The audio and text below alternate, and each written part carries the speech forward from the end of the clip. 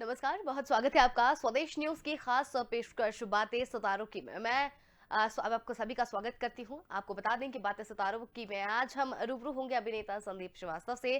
संदीप श्रीवास्तव का जन्म मवई टीकमगढ़ में हुआ। वहीं बाद में उन्होंने रंगमंच से अपने करियर की शुरुआत की और कई सालों तक रंगमंच किया। वहीं फिल्म फिरकनी, रेड वाटर, काजी हाउस और 1.5 बीघा जमीन जैसी फिल्में भी की। तो आइए जानेंगे उनसे और उनके संघर्षों के बारे में और किस तरीके से उन्होंने अपने करियर की शुरुआत की, इस बारे में उनसे जानकारी लेंगे।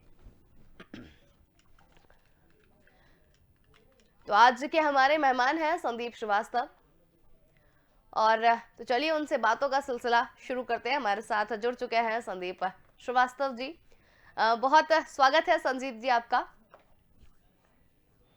अंशुल जी, आपका और स्वदेश न्यूज परिवार का बहुत बहुत आभार कि जी आपने मुझे इस प्लेटफॉर्म पर आमंत्रित किया। बहुत बहुत धन्यवाद। बिल्कुल। संदीप जी, आपका जब चीजें हमने पढ़ी या चीजें निकाली तो आप रंगमंच से आपने शुरुआत की, तो कैसे आपका रंगमंच में जाना हुआ? जी, एक्चुअली में मेरे पारिवारिक पूरा सांस्कृतिक माहौल है शुरू से ही। और हमारे बड़े भाई हैं, हमारे गुरु हैं श्रद्धेय श्री संजय श्रीवास्तव जी। उन्हीं के मार्गदर्शन में हमने शुरू किया, उन्हीं से प्रेरणा मिली। वो राष्ट्रीय नाट्य विद्यालय में जैसे ही 97 में उनका सिलेक्शन हुआ, तो तब से मुझे भी रंगमंच करने का मन में हुआ कि मैं भी रंगमंच करूंगा। और उनका भरपूर मुझे सहयोग मिला, मार्गदर्शन मिला, तभी जी से शुरुआत हो गई थी। बिल्कुल। संदीप जी, आपने रंगमंच से शुरुआत की। आप मवई टीकमगढ़ से आप बिलोंग करते हैं, तो टीकमगढ़ जैसे जिले से निकलना और फिर अपनी प्रतिभा को लोगों तक पहुंचाना कितना कठिन रहा? कठिन तो इस क्षेत्र में रहता ही है। एक तो सबसे बड़ा कठिन ये रहता है कि पारिवारिक सपोर्ट नहीं मिलता है बिल्कुल। अधिकांश लोगों को। लेकिन हमारे परिवार में ये था कि हमारे बड़े भाई ने ये साबित करके दिखा दिया था कि इस लाइन में हम प्रोफेशनली इसमें कुछ कर सकते हैं। तो मुझे करने में कुछ ज्यादा कठिनाई नहीं हुई और मुझे सपोर्ट ज्यादा मिला। मुझे रास्ते पता चल रहे थे कि कैसे कैसे जाना है, तो मुझे बहुत आसानी हुई। बिल्कुल। संदीप जी, रंगमंच से लेकर आपने कई फिल्में भी की हैं, फिरकनी आपने की है, रेड वाटर यहाँ पर की है। तो रंगमंच से निकलकर फिल्मों का सफर आपने कैसे तय किया? एक्चुअली में मैं रंगमंच करीब 20 वर्षों से कर रहा हूँ। जी और रंगमंच करते करते थोड़ा सा ये भी रहता है कि कुछ अगर मीडिया लाइन में काम मिले तो वो भी कर ही लेना चाहिए। बिल्कुल। एक एक मन में तो वो लगा ही रहता है। तो यहाँ पे मैंने एक सबसे पहले कांची हाउस फिल्म की थी। हम्म। नारायण सिंह चौहान जी डायरेक्ट कर रहे थे उसको, जिनकी अभी हाल ही में अम्मा की बोली बड़ी फेमस फिल्म अभी हुई है। हम्म। तो कांची हाउस से मेरा ये मीडिया का सफर शुरू हुआ। बिल्कुल। संदीप जी, आपके बारे में थोड़ा सा बताइए। आप किस तरीके से आए, किस तरीके के नाटक आपने किए हैं, कैसे आप रंगमंच पे अपने आप को प्रदर्शित करते थे, किस तरीके की आपने चीजें जो है अभी तक की है? क्योंकि आपने बताया जैसे 20 साल से ज्यादा आपको रंगमंच में हो गए हैं। जी, मेरी शुरुआत मैंने 2000 में एक राष्ट्रीय नाट्य विद्यालय की वर्कशॉप लगी थी। उसको ज्वाइन किया और 1 महीने में बड़ी बारीकियां सीखने को मिली। उसके बाद मैंने अपने भोपाल में रंगमंच किया, दिल्ली में रंगमंच किया। हम्म। और कुछ समय बाद मैं अपने टीकमगढ़ में लौटा, जो मैंने अपनी एक संस्था बनाई पाहुना करके। जी जी। और टीकमगढ़ की एक मतलब बड़ी संस्था है मध्य प्रदेश में, काफी जगह देश में काफी जगह उसके प्रदर्शन हुए हैं। हम्म। और पाहुना ये एक ऐसी संस्था है जो पूर्णतः बुंदेलखंडी में बुंदेली संस्कृति में पूरा काम करती है, पूरे फोक में काम करती है। बिल्कुल। संदीप जी, देखा जाए बुंदेलखंड को भी आप एक तरीके से रिप्रेजेंट कर रहे हैं। बुंदेलखंड जी की जो संस्कृति रही है, काफी अपने आप में जो राजा महाराजा बुंदेला हुए हैं या जो भी वीर जी गाथाएं हैं, बिल्कुल बुंदेलखंड में जो मतलब ये मान के चलिए कि बुंदेलखंड की जो धरती रही है वो वीरों की रही है। तो उसके जी लिए भी जी बहुत सारी चीजें जो है बुंदेलखंड में अभी भी कहीं ना कहीं कमी है उस चीज की, चाहे आप संसाधन की मान लीजिए या लोगों की टैलेंट की। तो कमी नहीं है बुंदेलखंड में, ये तो बिल्कुल नहीं कहूंगी मैं। लेकिन बुंदेलखंड को आप रिप्रेजेंट कर रहे हैं, किस तरीके से आप बुंदेलखंड की संस्कृति लोगों के सामने लेकर जा रहे हैं?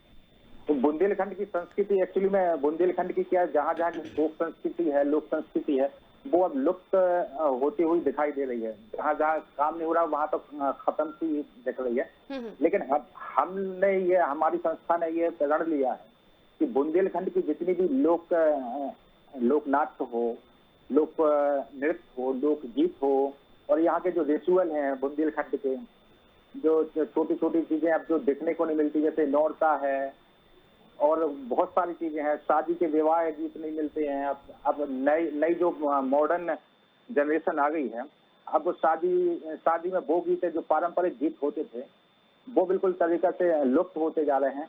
तो इन सबको सहेजना और इन सबको प्रदर्शन करना, इन सबको इकट्ठा करके और जोड़ दगोड़ के जिससे आने वाली पीढ़ी को हम इसको दिखा पा रहे हैं और दिखाते हैं, जिससे जो नई जनरेशन है उनको भी पता चलना चाहिए बुंदेलखंड कितनी प्यारी बोली थी और कितनी मिठास भरी यहाँ पे संस्कृति थी।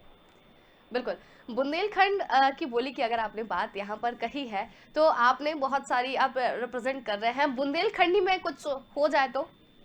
बिल्कुल हो जाए जी। हाँ, एक बुंदेलखंड लोकनाट्य स्वांग है बुंदेलखंड का, जी। उसका थोड़ा सा बिल्कुल बिल्कुल बिल्कुल कोशिश करता हूँ। बिल्कुल बिल्कुल। एक उसकी पत्नी खत्म हो जाती है एक युवक की, जी। तो गांव से जो आते हैं ना थोड़ा सांत्वना देने के लिए, वो मैं कोशिश करता हूँ।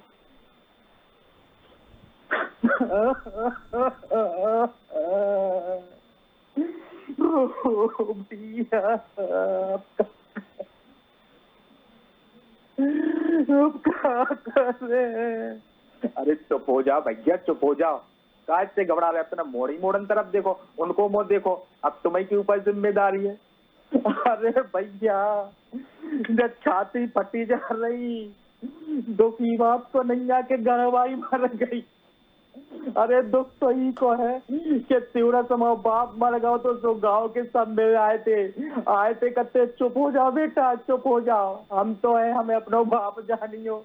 वो पैसा लमाई मताई मर गई थी, तो सब आ गई थी, कहते चुप हो जाओ, हम तो यहाँ पर नहीं मताई मानियो। वो आज लोग आई मर गई, सो कौन नहीं रे। बिल्कुल। नाट्य और व्यंग आपका था, ये भी बहुत अच्छा था। और बुंदेलखंड की बिल्कुल जिस तरीके से बात की जाए, बहुत ही प्यारी बोली है, बहुत मीठी बोली है और एक अलग ही संस्कृति है बुंदेलखंड की अगर देखा जाए तो। लेकिन बहुत सारी चीजें जो है रिप्रेजेंट बुंदेलखंड को अब करने लगे हैं। तो आप 20-25 सालों से नाट्य मंच से जुड़े हुए हैं, रंगमंच से जुड़े हुए हैं, क्या बदलाव आपने देखा? आज से 20 साल पहले किस तरीके से होता था और अब क्या बदलाव आप देख रहे हैं? मैं अपने टीकमगढ़ की ही बात करूं तो मैंने शुरुआत मवई गांव से की थी, जहाँ पे कुछ 2-4-5 कलाकार थे, लोक कलाकार, उनसे शुरुआत की थी। लेकिन मैंने कहा कि लोग शहर की ओर भी बढ़ना चाहिए। मेरा 10 किलोमीटर दूर टीकमगढ़ डिस्ट्रिक्ट है, मुख्यालय है, तो मैंने वहाँ शुरू की। तो मैं एक बुंदेलखंड के लोकनायक हरदौल जो होते हैं, बिल्कुल, जिनको पूजा जाता है, तो मैं हरदौल कर रहा था, हमारे बड़े भाई इसको डायरेक्ट कर रहे थे। तो उस समय मुझे लड़कियों को, एक लड़की को ढूंढने के लिए मतलब जितनी जद्दोजहद करनी पड़ी, वो शायद पूरे नाटक को तैयार करने में नहीं लगी थी, जो एक लड़की ढूंढने में लगी थी। लेकिन आज हमने जब 10-15 साल से टीकमगढ़ में काम शुरू किया है, तो अब लड़कियां भी खूब हैं और ऑडियंस को ढूंढना पड़ता था, आज ऑडियंस खूब है। एक बहुत बढ़िया माहौल बना है बुंदेलखंड में, टीकमगढ़ में। और अब टीकमगढ़ की ऑडियंस सब ये इंतजार में रहती है कि पाहुना अगली प्रस्तुति कब करने जा रही है। बिल्कुल, पाहुना की अगर बात निकली है, संदीप जी आपसे ये जानना चाहेंगे, पाहुना किस तरह का एक ग्रुप है, किस तरीके के नाटक सबसे ज्यादा उसमें दिखाए जाते हैं और कितना लोगों की जो है प्यार और मिलता रहता है पाहुना को?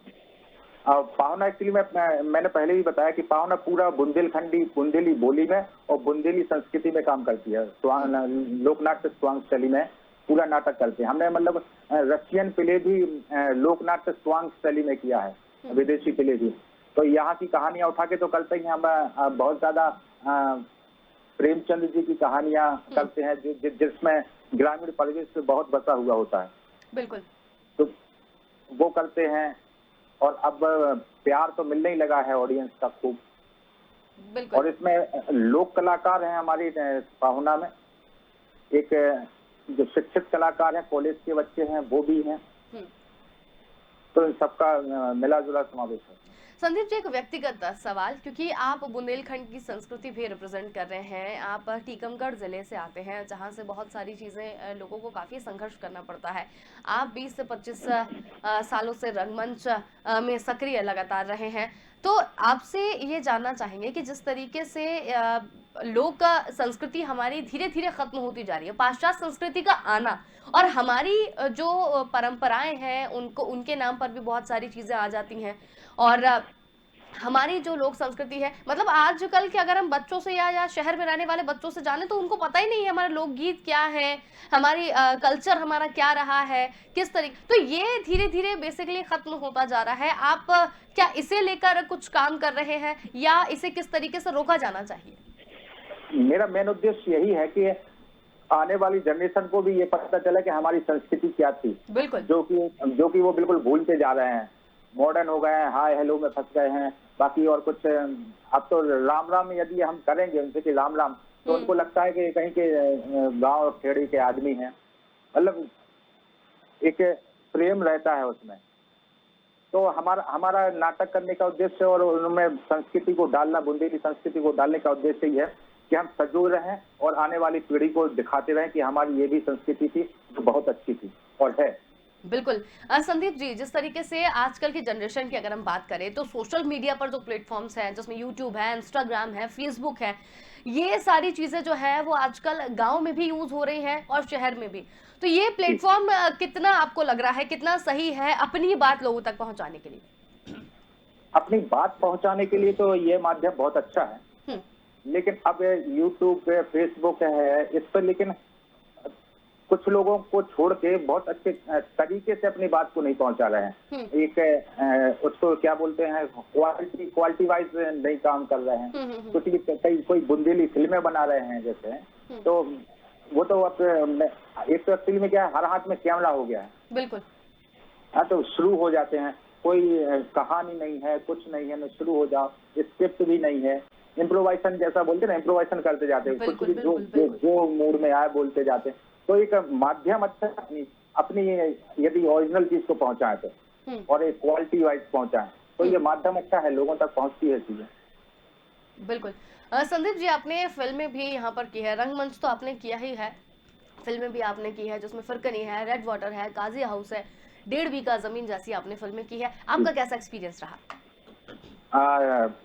एक्चुअली मैं रंगमंच का इतना वो चढ़ा था, तो कैमरा के सामने जाने के लिए थोड़ा सा सहम तो रहा था कि कैमरा में कैसे होता है, लेकिन हाँ, थोड़ा सा अंदाज था, करते रहते थे, काम करते रहते थे, तो अच्छा लगा।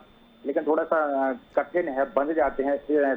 रंगमंच का कलाकार क्या है, वो एक फैला हुआ कलाकार होता है, उसको स्टेज पर पूरा परफॉर्म करना होता है, तो उसको और इसमें वो फ्रेम में बंध जाता है, तो थोड़ा सा उसमें थोड़ा सा अंतर तो आ जाता है काम करने में, लेकिन अच्छा लगा, अनुभव अच्छा रहा। अभी मैं हाल ही में एक 1.5 बीघा जमीन करके आया हूँ हंसल मेहता जी की, तो वहाँ पे अच्छा लगा जी। संदीप जी, आने वाली आपके क्या प्रोजेक्ट्स हैं, किस पर आप अभी काम कर रहे हैं? जी, मैं रंगमंच ही कर रहा हूँ, ग्रुप को संभालता हूँ, और बीच बीच में जो काम आ जाते हैं। अब तो एक आसानी हो गई है ना कि मुंबई नहीं जाना है, बिना मुंबई गए ही अब कुछ ऐसा ये जो तकनीक आ गई है उससे बहुत ही आसानी हो गई है। तो ऑडिशन यहीं से पहुंच जाते हैं, स्क्रिप्ट आ जाती है, ऑडिशन में उनको भेज दो, कास्टिंग हो जाए तो कॉल आ जाता है, चले जाते हैं। तो मुंबई रहना मतलब इतना जरूरी नहीं है। तो हम बहुत पहले से मुंबई नहीं गए, तो अब तो जब आसानी होगी तो अब ज्यादा जरूरत है नहीं, अपना काम यहाँ करते हैं, रंगमंच का करते हैं, और कोई आ जाता है, स्क्रिप्ट आ जाती है, उसको ऑडिशन बना के भेज देते हैं, कास्ट होते हैं यदि तो शूट पर चले जाते हैं। बिल्कुल। संदीप जी, अगर रंगमंच की यहाँ पर बात की जाए, और आपने बताया कि काफी परिवर्तन यहाँ पर हुआ है, और बुंदेलखंड को भी आप रिप्रेजेंट कर रहे हैं, और अपकमिंग प्रोजेक्ट्स भी आपने बता दिए हैं। अब किस तरीके के आपका उद्देश्य है कि मुझे इस तरीके की चीजें हैं, यही करनी है, मतलब आप बंद के एक होता है ना कि हास्य कलाकार ही हैं आप, तो आपको वही काम मिलेगा। आपका फेवरेट कैरेक्टर किस टाइप से होता है, या आपको क्या करना अच्छा लगता है? एक्टर का कोई फेवरेट कैरेक्टर तो नहीं होता है, जो जो उसको करेक्ट मिले वो निभाए, तो वही चुनौती है उसकी एक्टर की। फिर भी आप तो किसी किसी एक जोन में कंफर्टेबल होते होंगे ना? मैंने अधिकांश नेगेटिव रोल किए हैं, नाटक में भी नेगेटिव रोल किया है हम्म। और इस फिल्म में भी नेगेटिव ही मिला है। मेन नेगेटिव तो नहीं है, लेकिन हाँ नेगेटिव है। और नेगेटिव लोग बोलते हैं कि आपका फेस जो है नेगेटिव लायक है। नहीं, हमें तो ऐसा नहीं लग रहा है। बाकी हाँ, ये कह सकते हैं कि ग्रे शेड आप ज्यादा आपको मिलते हैं, आप जी वो ज्यादा करते हैं। जी जी। संदीप जी, ये तो चलिए आपने बात कर ली है, आप आगे फिल्मों में हाथ आजमाना चाहते हैं, आप मुंबई का रुख करेंगे? और मैंने पहले ही बोला कि मुंबई जाने की अब जरूरत नहीं है। यहाँ भोपाल में बहुत शूट होने लगा है। हाँ, शूट के लिए मुंबई जरूर जाऊंगा, यदि शूटिंग करने के लिए वहाँ मौका मिलता है तो जरूर जाएंगे, लेकिन स्ट्रगल करने के लिए नहीं जाना है मुंबई। और मेरा उद्देश्य है कि कुछ यही प्रोजेक्ट करेंगे फिल्म के बुंदेलखंड में ही, और बुंदेली बोली में ही करेंगे। मतलब आपने बिल्कुल मन बना लिया है कि अब सिर्फ बुंदेलखंड को ही रिप्रेजेंट किया जाएगा और बुंदेलखंड में ही आप काम करेंगे। जी जी जी। ये तो सुन के मुझे भी बहुत अच्छा लगा, क्योंकि बुंदेलखंड को आप रिप्रेजेंट कर रहे हैं कहीं ना कहीं, और बुंदेलखंड को एक ज़रूरत भी है, क्योंकि आप बुंदेलखंड का इतिहास भी उठा के देखिए, चाहे राजा हरदौल हो या बहुत सारी चीज़ें हैं, वहाँ पर जी संसाधन अगर मिल जाए लोगों को, तो उस बुंदेलखंड की संस्कृति अभी ये मान के चलिए कि लोगों के सामने आ ही नहीं है। जो होना बिल्कुल चाहिए बिल्कुल। बुंदेलखंड को लेकर, बुंदेलखंड की जो पहचान होनी चाहिए, ऐसा मेरा व्यक्तिगत मानना है। लेकिन बुंदेलखंड की जो संस्कृति अभी होना चाहिए या जो पहचान होनी चाहिए, वो लोगों को पता ही नहीं है। तो कहीं ना कहीं आप उस बिल्कुल दिशा में काम कर रहे हैं। बिल्कुल बिल्कुल। बुंदेलखंड के जो लोग, कुछ लोग निकले हैं बाहर, अच्छी जगह पहुंचे हैं, तो बुंदेलखंड बुंदेलखंड जय बुंदेलखंड तो करते हैं, अच्छी पोजीशन पे ही पहुंच गए हैं। लेकिन बुंदेलखंड में आके बुंदेली में काम नहीं करते हैं, जय बुंदेलखंड करते हैं, थोड़ी सी बस अपना जो भी उनका उद्देश्य हो, और यहाँ के कलाकारों को भी लुभाना देते हैं और अपना काम निकाल के चले जाते हैं।